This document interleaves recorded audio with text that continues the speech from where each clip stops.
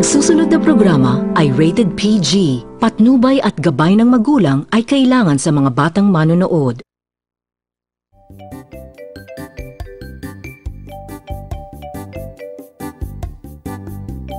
Oy, magandang umaga Mindanao sa Region 12, magandang umaga South Cotabato, magandang umaga General Santos. Araw po tayo ngayon ng Biyernes, April 29, 2016. Ayan mga kabrigada, abangan ninyo mga kabrigada mamayang hapon ang The Monday 2016 debate mga kabrigada. Kaya kung wala pa kayong napipiling mga lokal na kandidato, manood kayo at makinig sa 89.5 Brigada News FM. Dahil iyan po mga kabrigada, maririnig nyo mga plataforma.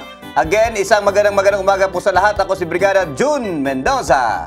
Tama-tama ka dyan, Kabrigadang June. Good morning everyone. Mamaya na po talaga ang The Mandate 2016 Mayoralty Debate kung saan magpapahayag at makikilala nyo po ang ating mga mayor o alkalde na tumatakbo dito sa ating lungsod at para na rin makapili tayo ng wasto, di ba, ng tama para sa darating na halalan. Anyway, isang magandang umaga po sa lahat ng mommies and daddies at para po sa isang malusog na umaga, mag-Power Cell Soya Coffee tayo para buong day o buong araw ay energetic tayo. Pwede ito mabili sa Brigada Pharmacy dyan sa Apopong Branch at sa marami pang ibang branch dito sa General Santos dahil 5 na po ang Brigada Pharmacy natin para mapagserbisyohan ho kayo saan man kayo naroroon. Ito si Kabrigadang Leila. Yan naman! Good morning Luzon, Visayas, and of course Mindanao! Thank God it's Friday mga kabrigada dahil Friday na nga mamaya, abay, makikisabay na tayo sa Zumba together with the Zumba Legends at magpapawis na at kung nananakit pa ang inyong katawan dyan, abay mag-fast relax para tanggal lahat ng sakit ora mismo. And syempre, I know mga mommies and daddies dyan, nagpapasweet na yung mga misis sa kanilang mister. Alam niyo kung bakit? Dahil sweldo na bukas. Masaya na si mami. Syempre mga brigada, tutok lamang dito sa Morning Hataw dahil mga balita, impormasyon at segments na aming ibibigay para lamang sa inyo. Ito pong muli si Brigada Jess Saladuna. Ayan, speaking of sweldo mga kabrigada, sa ating mga nanay, mahalaga na ngayon pa lamang ihanda na ninyo ang iyong listahan ng mga bibilhin para sa ganyan talagang budget dahil ilang linggo na lang din, enrollment na naman ng ating mga chikiting. Kaya kailangan maglaan na naman tayo ng pondo para sa ganyan sa pag-aaral natin mga anak ay tuloy-tuloy at hindi ma-diskareli ka nga. Yun, totoo yan siya. Biglaan na lang yan, mamaya, May 15. Kapag May 15, time na naman bumili ng mga school supplies. Tapos, dapat nakapagpa-enroll. Pagpa-enroll pa naman, kahit pa publiko, kailangan may mga brigada na babayaran, may mga kung anong babayaran dito, contribution and also dapat ready ho tayo, magtabi-tabi na ho tayo ng ilang porsyento dyan sa sweldo ni Mister o sa sweldo nyo rin mismo. Yan. Siyempre kanina sabi nga ni Sir June, listahan sa mga bibilhin mamaya. Pero dapat ngayon, Ate Lea, Sir June, may listahan na din sa kung sino ba yung bobotohin nila ngayong, ngayong election. Diba? Ayan. Pero totoo yan, tama yung binabanggit ni Brigada Jess sa mga kabrigada na sa ngayon pa lamang, 11 days na lamang ba? 11 days na lamang po. 10 days na lamang mga kabrigada para sa ating 2016 election. Kaya sa ating mga kabrigada, mahalaga na nagmumuni-muni na kayo kung ano bang magiging kinabukasan para sa inyo ng ating bansa. Pero pag sinasabi ba natin dapat nakapili na sila ng mga kandidato nila, ibig sabihin ba nun, yung kasalukuyan ngayon, hindi ka aya-aya para sa kanila, kaya kailangan pa nilang pumili ng iba? Pwedeng hindi, pwedeng oo. Yan. Pero syempre, di ba, mas maganda kung kunwari yung iba, they would want some people na dyan pa rin, gusto rin nila na may bago na maidadagdag doon sa mga present na nagsiserve sa atin. Because syempre, may mga bagong sibol, may mga kung ano-anong bagong plataforma, yan, pag-uusapan po. Pero di ba may kasabihan na if it ain't broke, don't fix it? Ayan, don't reinvent the wheel when the wheel is working by itself and on itself. Ayan. Pero eto lang, what do you expect from the debate kaya mamayang hapon na mangyari mga alas 5 hanggang alas 8 dito po sa Brigada Complex? Sa akin, gusto ko maging substantial yung debate na lahat ng mga issue, hindi lang yung particular na issue ng kada partido, issue between sa kanila, kundi yung totoong issue ng bayan, issue ng ating lungsod, issue ng mga, of course, mga kabataan, problema sa sukura, problema sa basura, problema sa traffic, problema sa tubig, di ba? Peace and order halimbawa, drugs, yung mga ganung mga substantial na mga issues na mga kababayan natin, mga kabrigada, makaka-relate. Yun talaga yung pangangailangan nila. Tama. Yan, di ba? Yung problema sa mga basura, ganun. Hindi yung problema sa yung kulay ng uniform niyo iba. Oh, di ba? Kakulay ng, di ba? Mga issue na, bakit ganyan yung partido niyo tapos yung boboto ninyong presidente iba, mga ganung issue. Meron talaga. Meron ba ganun? They pick on it, diba? They pick on those small issues. Correct. Para hindi mapag-usapan at malilihis ang taong bayan sa totoong issue. Yun. Oh, di ba? Yung mga issue hindi nila masagot-sagot, kaya doon sila sa mga tanong na kaya nilang sagutin dahil sila ang involved. Ayan, pero for sure mamaya ito, mabigat para sa mga incumbent o para sa mga presently serving na itong debate na ito because whatever they say later will be compared or will be evaluated against ano yung nagawa nila, ano yung mga napa-implementa nila during their term or during their administration. So talagang this will be a test of wit and somehow charm, the nerve and the way you would persuade the people of General Santos City. Tama yung obserbasyon mo, Brigada Leila, dahil alam mo, itong mga nakaraang debate lang naman sa pampanguluhan, luging-lugi yung nasa incumbent yung mga nakaupo. Dahil siyempre pag-uusapan tungkol issue ng bayan. Ibig sabihin, kung mayroon pang issue, ibig sabihin, walang nagawa yung kasalukuyang nakaupo. Dahil babak-ibak pinag-uusapan pa tungkol sa droga, ibig sabihin ba, palpak yung ginagawa yung trabaho ng kasalukuyang gobyerno? Bakit pinag-uusapan yung traffic? Ibig sabihin, yung kasalukuyang nakaupo, hindi walang ginagawa tungkol sa traffic. That's their burden. Nasa defensive yung palagi yung nasa yung nasa incumbent position. Kailangan maraming statistics mamayang lalabas. Bubungat. May mga notes ba? I think according to the rules, as far as I know, there will be no notes. But depende later because there are already guidelines and it's been discussed, clearly discussed, oriented with the participants, with the mayoralty candidates, and of course, syempre, their group and all that. So everything is just laid down. What we have to do later, mga kabrigada, is sit back, mag-watch, or maminaw din na sa Brigada 89.5. So, two-way po tayo. We're live on the TV. Simultaneous broadcast on Brigada 89.5. At syempre, you can come here para makapag-watch kayo live dito sa Brigada Complex because it will be held here. And I know it will be very exciting to have these three mayors face-to-face with each other, up close and personal here sa Brigada Complex. This is like among the first talaga naman. This is historic. Yes, that's true. And balita ko, ilalagay doon na big screen sa labas later para sa mga kabrigada natin sa labas, mapapanood din nila live na live. Ayan, pinag-uusapan din natin mga kabrigada, binabanggit ni Brigada Leila, historic. Alamin muna natin ang history sa ating Today in History.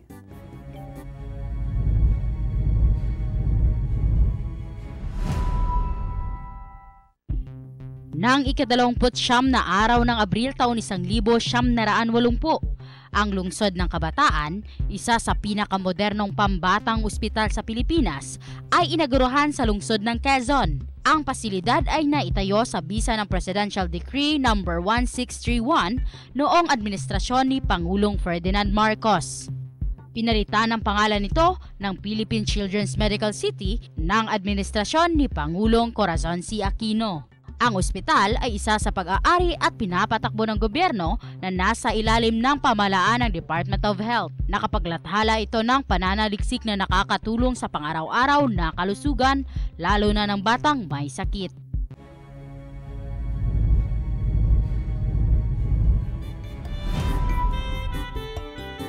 Lungsod ng Kabataan, yun pala yung dating pangalan ng kasalukuyang ngayon, Philippine Children's Medical Center sa lungsod ng sa Quezon, sa NCR. Yung isa sa mga proyekto, pet project ni former First Lady Imelda Marcos. Yung ganyan mga pagpapatayo ng mga paaralan, ng mga tulay, ng mga tulad ng lungsod ng Kabataan Hospital. Ayan, di ba pinag-usapan minsan ngayon yung mga nagawa nung rehimeng Marcos. Tapos kinukumpara naman dun sa mga hindi naman magandang nagawa. They would say na, why would you parang condemn or sabihin na corrupt ito sila when in fact, diba, it was those times na nakapagtayo ng sobrang daming infrastruktura para sa Pilipinas. Talagang sobrang umangat ang ekonomiya ng Pilipinas. Yung pinakamahaba nga? San Juanico Bridge? Yes. Under the same administration pa rin. Bakit ano bang nagawa ngayon ng mga sumunod na presidente bukod sa pagtaas ng o pagdami o pagtaas ng utang, eh, 'di ba? Wala namang apparent na nafe-feel yung mga Pilipino doon sa mga infrastruktura nga. Pero then again, that's subject to to a lot and longer debate which will happen once again. Balik sa Which debate. will happen once again here. The mayoralty debate, ha? Mamaya alas 5, sama-sama ho tayo. At nang mas makilala pa natin, 'di ba? Kasi yung presidential debates nga, 'di ba? Naging somehow naipalabas niya yung character, yung personalidad, at least 'di ba, yung attitude ng mga magiging presidente natin through the exchange of through the exchange of mud and war and word, gano'n. Pancakes. Pinag-uusapan na po namin mga kabrigada ang tungkol sa politika. Alamin niya muna natin ang mga kaganapan sa ating bansa, sa ating rehiyon, dito sa ating Hataw Balita.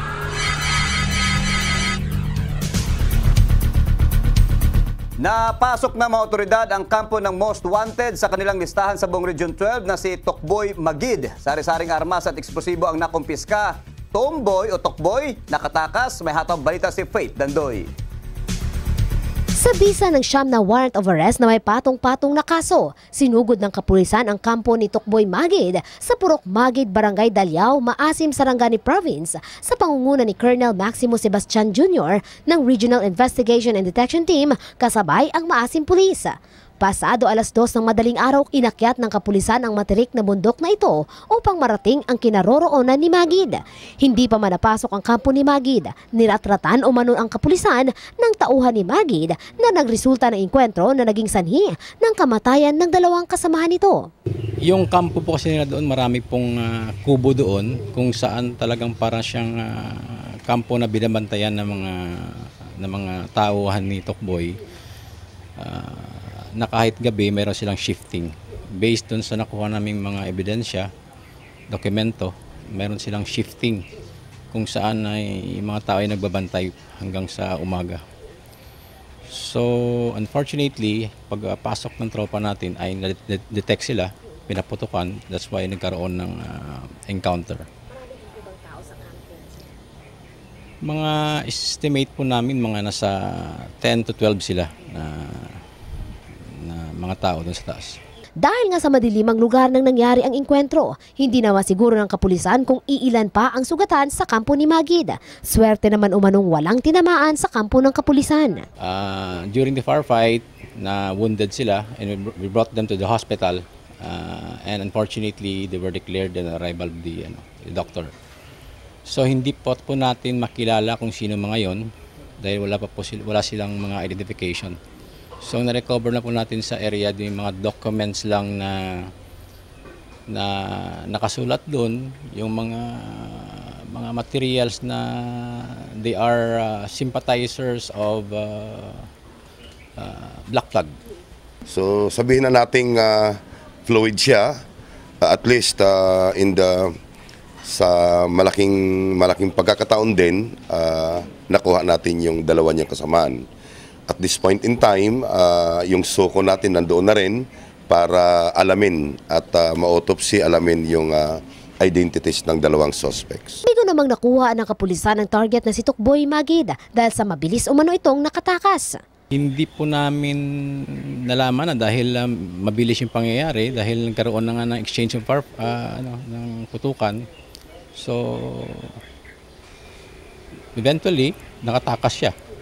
So medyo madilim yung area, that's why na hindi na namin napansin kung saan na sila banda na nag-withdraw.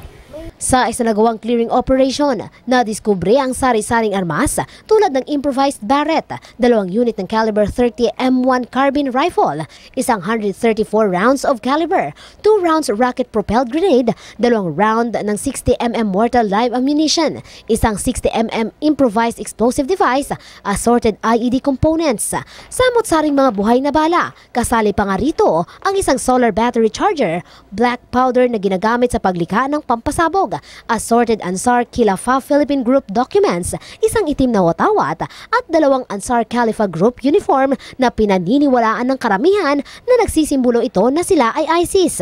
Ngunit agad naman itong pinabulaanan ng kapulisan.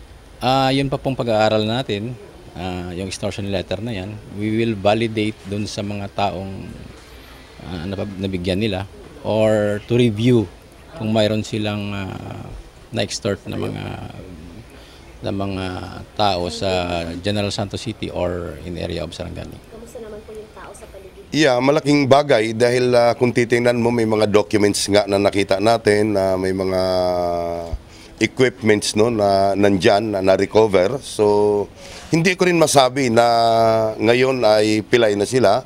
What is important at this point in time, very factual yung nangyari na indeed talagang meron pala silang kakayahan. At this point in time, huwag natin munang sabihin na ito'y ISIS group, so generics lang muna tayo.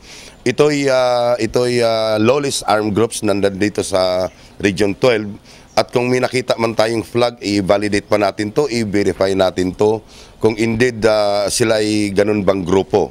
So kung sabihin natin maybe signifying their support to that groups there in the Middle East, and that is a subject for validation. It should be the intelligence community, it should be from the higher ups ang magsabi na this is now the group.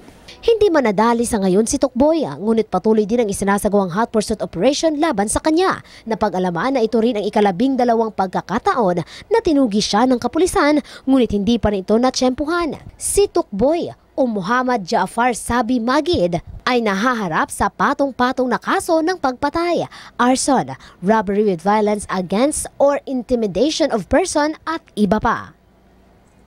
Faith Dandoy, Brigada News. Hindi naman kilala ng kapitan ng Barangay Dalyao ang dalawang namatay sa engkwentro sa pagitan ng mga kapulisan at mga armadong grupo. Barangay Police todo higpit sa kanilang monitoring. Narito ang Hataw Balita. Takot ang dulot sa mga residente matapos ang engkwentro ng mga armadong kalalakihan at ng puwersa mula sa Regional Special Investigation and Detection Team Region 12 sa Barangay Dalyao, Maasim, Sarangani Province. Kwento ni Aling Aiza Buyok, malapit lamang sa pinangyarihan ng engkwentro ang kanilang bahay nang marinig ang sunod-sunod na putok ng baril. Inatake naman ng high blood ang tatay nito kung kaya't inilayo sa lugar kung saan malapit sa putukan. Takot rin ang nararamdaman ni Aling Aiza dahil ayaw na sana nitong bumalik pa sa bahay nila, ngunit wala itong magawa. Kasi ba malapit sa amin ang yung nagbarilan. Okay. Anong epekto sa inyo? Nakulbaan mo? Oo, nakulbaan. Tapos wala na akong mga damit. Kasi alas 2 siguro o yata, oo. Tapos natakot na kayo bumalik sa bahay niyo? Oo, natakot. Kaya may barilan pa. Ikinaalarma naman ng kapitan ng Barangay Dalyao ang insidente. Ayon sa kanya, wala raw mga armadong kalalakihan ang naninirahan sa kanilang lugar, ngunit ikinagulat nito ang nasabing engkwentro. Ang alam namin na walang armado dito sa amin sa Barangay Dalyao. So nabigla lang kami kagabi, may pumuputok, sabi nila may raid. So kami naman, nagising kami, tiningnan namin na mga pulis pala yung nandoon sa highway. So may na-engkwentro daw sila ng mga armado. Wala namang impormasyon ang kapitan sa pagkakakilanlan ng mga namatay sa engkwentro, ngunit na-identify nitong Muslim ang mga napaslang. Supposed to be yung armado hindi namin kilala, yung dalawang namatay ngayon. So pinunta na lang kasi Muslim man sila. So kami mga Muslim sa Barangay Dalyao, tinignan namin para ilibing naman namin na kahit na alam mo naman na Muslim. So kailangan hindi madatnan ng ilang oras, kailangan makalibing. So ngayon inintay pa yung doktor. Si Sir Dimamay, Dr. Dimamay na para makuha namin yung patay. Sa ngayon, mahigpit na minomonitor ng Barangay Police ng lugar ang bawat residente sa Barangay Dalyao upang malaman kung may mga kasamahan pang armadong naiwan sa lugar. Supposed to be yung pinairal namin yung mga Barangay Police namin at saka yung mga lupon para makapunta sa bundok na tingnan kung may armado pa naiwan. Yun ang inaano namin kanina. Agad namang inilibing ang mga bangkay base sa tradisyong Muslim. Nagulantang ang karamihan matapos mismo ang Pangulo ng Bansa ang nag-anunsyo patungkol sa planong pagdukot umano kay People's Champ Manny Pacquiao. Ngunit ayon sa mga otoridad, di na bago ang naturang balita. Para sa detalye, ihatog balita mo Faith Dandoy. Matapos ang matagumpay na pagkubkob sa kampo ni Tokboy Magid, dobleng naka-alerto ngayon ang kapulisan matapos ang naging announcement ng Pangulo sa umano'y planong pagdukot kay People's Champ Manny Pacman Pacquiao. Ayon pa sa kapulisan na hindi na bago sa kanila ang nasabing impormasyon, kaya naman matagal na umano nila itong pinaimbestigahan. Actually, we learned already that there's a threat, no, kung na mayroong kidnapping activities na mangyayari dito sa ating rehiyon. However, hindi natin alam kung sino yung target. But since there's the pronouncement of the President, the Regional Intelligence Division of our Police Regional Office 12 is now conducting validation together with the other police units para po ma-further validate natin yung statement ng ating Presidente na yung target ba talaga ay si Manny Pacquiao and his family. Matagal na yung information na yan. In fact, continuously binavalidate palagi ng mga units natin. Kasi mahirap mag-release ng information at sinasabi nating sure yan. Dahil everything is fluid. So yun lang from our end, kailangan talagang maging mapagmatsyag at maganda yung coordinative efforts, especially sa concerned families at saka yung network natin sa baba. Yung lambat-sibat volunteers natin na nakatulong naman. Hindi man umano sila sigurado sa tunay na grupo na nasa likod nito, ngunit malaking tulong na din ang matagumpay na pagpasok sa kampo ni Magid na kung saan nakuha ang kanilang mga armas. Sa ganitong paraan, mababawasan na rin umano ang pangamba, lalong-lalo na kung isaman sila sa mga grupong nasa likod nito. As of now, wala pa noon. I've talked with the Regional Intelligence Division natin. Wala po tayong grupo na namomonitor dito sa ating area of responsibility na magsasagawa ng kidnapping activities. Although we have received reports na magkakaroon niya ng mga targets dito sa ating area of responsibility. Yes, ito na nga, no, natumbok natin tong grupo ni Tokboy. Pinag-aralan natin yung lawak at influence niya. So, yun na nga, sabi ko sa inyo, today, we congratulate our military and police forces of these accomplishments.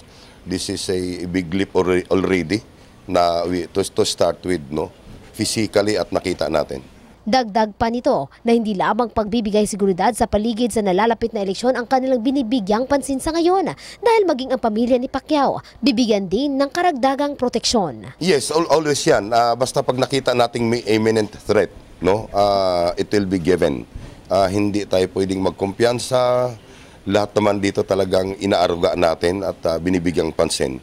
So, yun na nga, kumikilos naman yung intel apparatus natin for that purpose.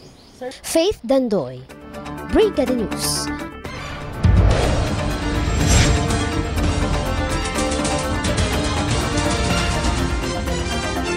Grupo ng New People's Army sa North Cotabato at Davao City nagsanib puwersa. Mula sa Brigada News FM Metro Davao, may hataw balita si Julius Pacot. Sumanib umano ang isang grupo ng New People's Army mula sa probinsya ng North Cotabato sa isang grupo ng mga rebelde na nag-ooperate na ilang bahagi ng Toril District, Davao City. Ayon kay Major General Rafael Valencia, ang commander ng 10th Infantry Division, pinag-isa ng mga rebelde ang kanilang puwersa dahil sa isa-isang pagkawala ng kanilang leader, maliban pa sa mga voluntaryong sumuko at pumanig na sa gobyerno. Tinawag naman ng opisyal na isang inter-regional operation ang ginawang hakbang ng mga rebelde upang ipakita sa gobyerno na malakas pa ang kanilang hanay. Ang Guerrilla Front 54 sa pamumuno ng isang Commander Jinggoy at Guerrilla Front 51 sa ilalim naman ng isang Commander Jasmine, ang grupong nag-ooperate sa Toril area na siya umanong nagkakanlo ngayon sa ibang kaalyansa mula sa nabanggit na probinsya. Mula dito sa Brigada News FM Davao, Julius Pacot, Brigada News. Maring pinabulaanan naman ng Philippine National Police ang aligasyon na sangkot ang ilan sa mga membro nito sa paghaharas ng 3 lumad sa probinsya ng Bukidnon. May hataw balita si Jessa Pacaldo. Pinabulaanan ng Philippine National Police na inatake at pinaulanan ng bala ang mga miyembro ng Talaandeg Tribe sa sitio Kaulayanan, Barangay Lirungan, Talakag, Bukidnon.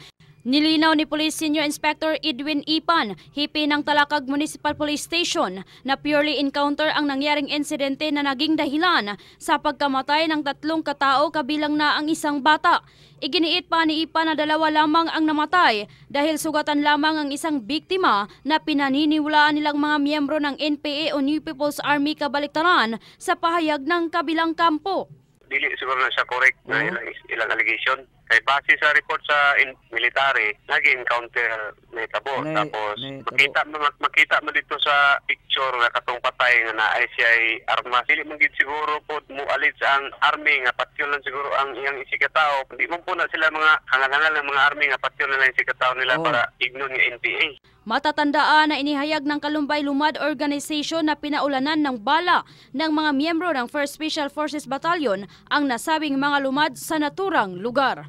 Para sa Brigada News TV, mula rito sa 102.5 Brigada News FM Cagayan de Oro, Kabrigada Jessa Vertudaso Pacaldo, Brigada News. Handang magbitiw bilang senador si Senador Antonio Trillanes IV kung sakaling hindi mapatunayan ang aligasyon nito laban kay Davao City Mayor Duterte na may tagong yaman ito.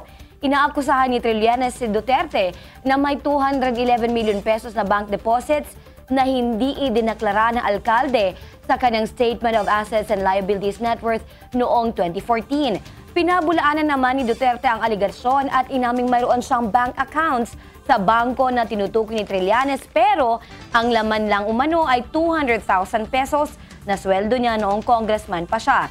Sa ngayon, hinamon naman ng senador ang alkalde na magharap sila sa bangko at pabuksan ang account.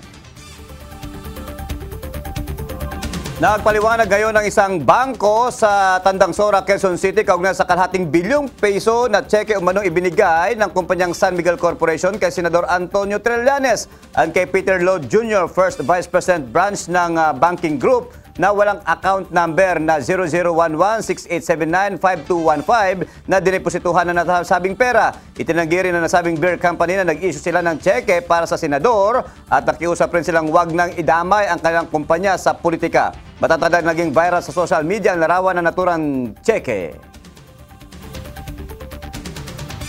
Pinaalalahanan ngayon ni Ombudsman Conchita Carpio Morales ang lahat ng government officials and employees na magsumite na ng kanilang Statement of Assets, Liabilities and Net Worth o SALN bago ang deadline.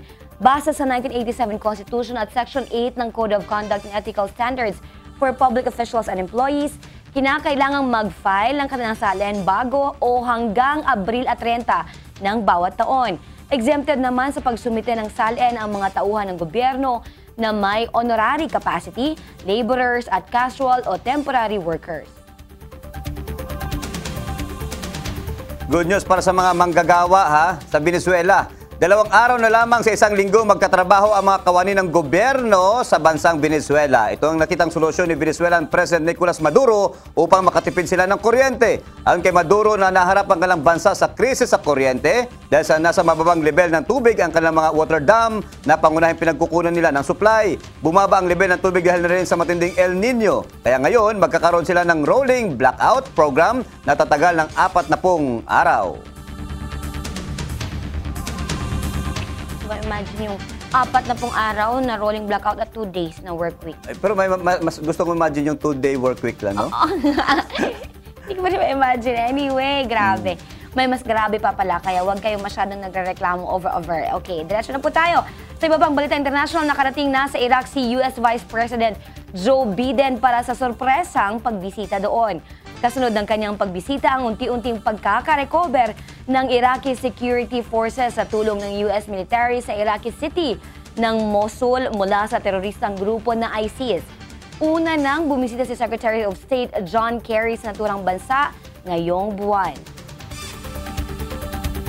Sa Thailand, hinimok ng mga otoridad ang publiko na hanggat maaari, limitahan ang paglalabas ng bahay at ugaliin ang pag-inom ng maraming tubig. Lalo't naharap ngayon ang bansa sa pinakamatagal na heat wave na kanilang nararanasan. Makaraan ng 65 taon, umabot na sa 40 degrees Celsius ang average na temperatura sa ilang rehiyon ng naturang bansa ngayong buwan ng Abril. Ayon sa Thai Meteorological Department ay nalampasan na ng heat wave ang alert levels ng init na inaasahang magpapatuloy pa at tataas hanggang sa 44 degrees Celsius. Pinalalahanan din ng mga otoridad ang mga bata sa panganib ng pagkalunod na silang dumadagsa sa mga beach at ilog upang lumangoy. Bunsod ang mainit nga na panahon. Simula kasi ngayong buwan ng Abril ay mahigit sa 100 na ang mga batang nalunod dahil dyan sa paliligo.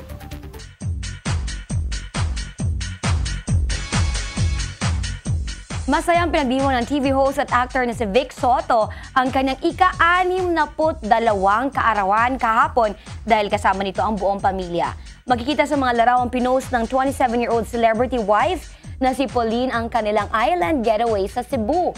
Kasama nilang nagsaya ang mga anak ni Vic na sina Oyo Boy, Danica Soto at iba pa nitong mga anak. Matatandaang nakalipat na sa kanilang bahay o sariling bahay sa Laguna sina Pauline at Vic.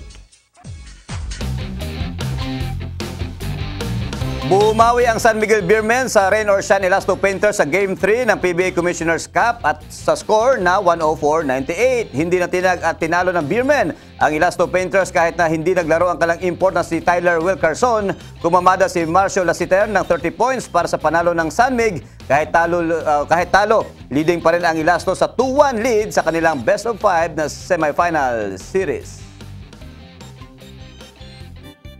Yan. Balikan ko lang yung tungkol doon sa Venezuela. Yung effort ni President Maduro. Yes. No? Sobrang problema sa supply ng kuryente.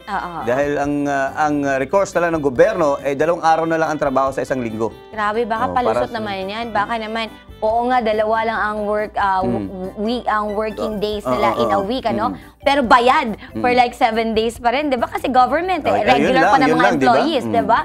So talagang dawat limpyo ni ang mga employees. Pero the thing is, this is a big warning for all of us that climate change is really true. It's real, it's there, and it's pervading sa lahat talaga, no? So dapat we need to take measures, we need to be comprehensive na para bang yung mga actions natin hindi lang doon hanggang polisiya, hindi lang nasa Paris Climate Change Pact, dapat up to the individuals talaga kung anong magagawa natin hanggang sa mga anak natin, maipaintindi natin na etong sobrang init na to, this is not normal anymore.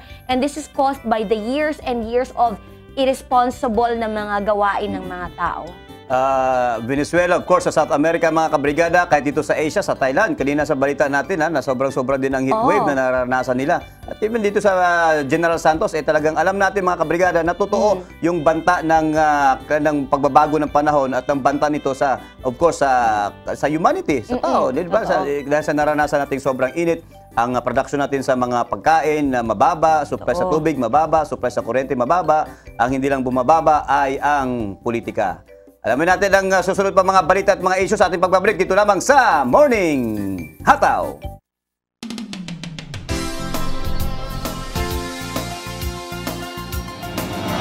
Morning Hataw would like to thank Hair and Body Spa Avenue by Charmaine Ilerio, located at San Pedro Street, corner Caparera Street, Barangay Lagao. Cadmax Custom-Made Art Crafts, located at Cabreros Farmville, Barangay Sinawal Jansan. Cadmax Custom-Made Art Crafts, nothing could be better.